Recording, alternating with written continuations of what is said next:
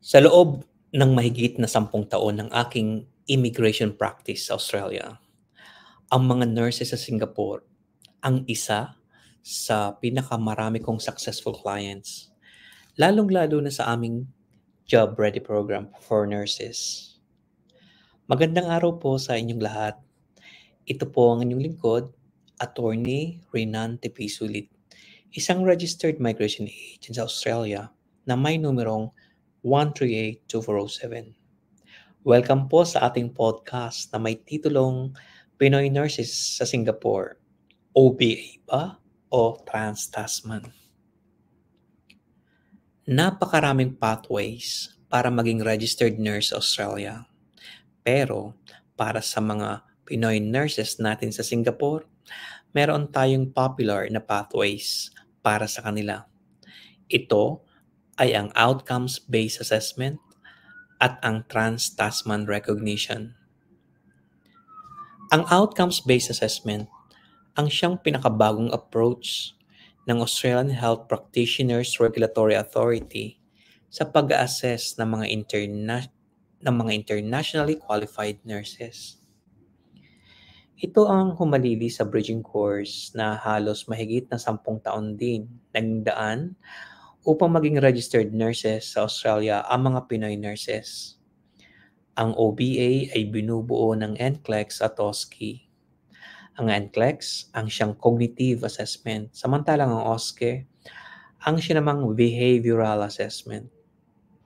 Sa ilalim ng OBA, ang mga Pinoy nurses sa Singapore, lalong-lalo na yaong mga enrolled nurses, home care nurses, at iba pang registered nurses na nasa Singapore na hindi naman nagtatrabaho bilang nurses o umalis sa bedside work ay maaari maging RN sa Australia.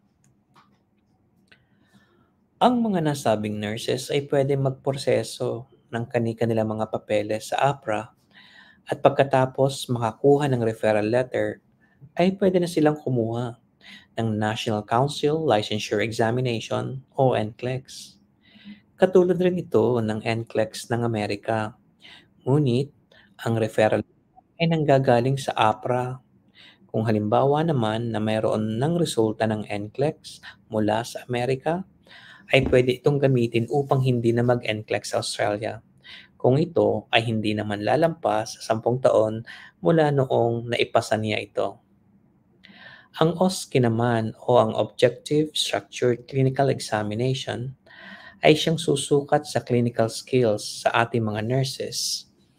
Binubuo ito ng 10 stations kung saan dapat maipasa ng ating mga kababayang nurse ang 7 stations out of 10. Ang bawat station ay kailangan makumpleto sa loob ng 10 minuto at ito ay magkakasunod niyang gagawin kung saan ang mga nurses ay magpapalit ng mga stations. Ito ay simulation examination na ginagawa sa Melbourne at Adelaide. Ang Migration Services sa kanilang partnership ng Australian Certified Trainers ang siyang kinikilala na leader sa outcomes-based assessment training sa pagkakaroon nito ng malawak na medispace at mga eksklusibong mga facilities, simulated battery tests at mock examination na gumagamit ng mga senaryo na halos katulad ng mga ibinibigay sa examination.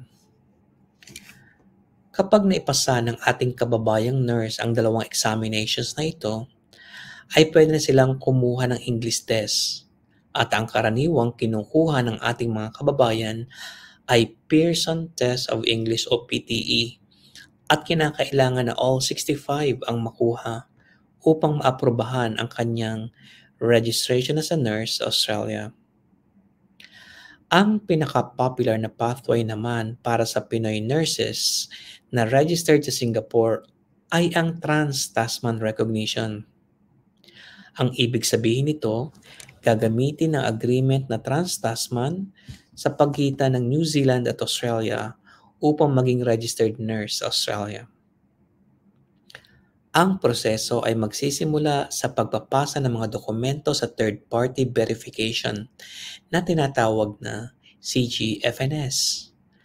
Pagkatapos ang masusing verification, ay magkakaroon ito ng referral sa New Zealand Nursing Council upang magkaroon ng nursing registration. Matapos doon ay gagamitin na ang Trans-Tasman registration upang maging registered nurse sa Australia. Hindi nag-a-apply ang mga registered nurses sa Singapore na mula sa Pilipinas ng diretso sa APRA sapagkat ang level ng healthcare ng Australia at Singapore ay hindi pareho. Samantala, parehas ang level ng healthcare ng New Zealand at Singapore. Ang Trans-Tasman ay medyo komplikado, lalo na sa level of English test. Ang IELTS academic at OET lamang ang pwedeng kuhanin ng mga gustong mag-apply. Pwede na magkaroon ng combination of results. Mas makabubuti kung ang registered nurse sa Singapore ay mayroong 2 years of experience sapagkat ito rin ang requirement sa subclass 482 o working visa. Pagkatapos niyang mag-register sa Australia, ay pwede na siyang humanap ng sponsorship.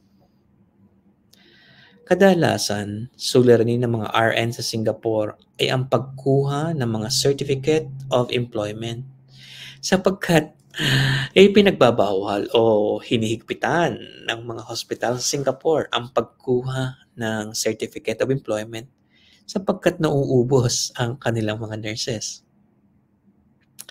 Ang RPS Migration Services ay may complete package para sa mga registered nurses na maging ito man ay sa outcomes-based assessment o sa Trans-Tasman.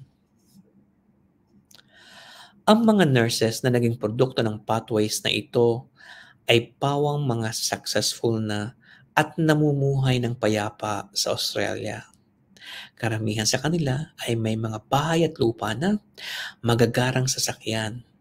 Ang mga anak ay libre nag-aaral at may suporta galing sa pamahalaan. Handa na silang magretiro sa bansang ito sapagkat sila ay resident at citizen na mahirap matagpuan sa Singapore, hindi ba? Kung kayo po ay nagnanais na mabigyan ng assistance ng RPS Migration Services o kung gusto po niyong malaman kung kayo ay kwalipikado, mangyari po kami ay inyong kontakin sa pamamagitan ng email sa australia@rpsmigration.com.au. Ito po ang inyong lingkod, Attorney Renante P. Sulit, abogado sa Pilipinas at isang registered migration agent sa Australia na may numerong 138-2407. Maraming salamat po at mabuhay.